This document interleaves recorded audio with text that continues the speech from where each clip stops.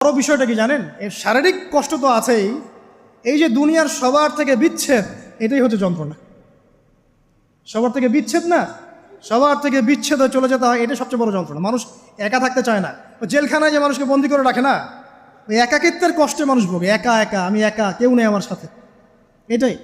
এর উপর যদি আবার টর্চার করা হয়, রিমান্ড দেওয়া হয়, তাহলে কি অবস্থাটা হবে বোঝেন। এই হলো কবর, এই হলো কবর। একটা ঘটনা বলে শেষ করে দেই, যে একজন ব্যক্তি মারা গেছেন, আর মুসা আলাইহিস সালামের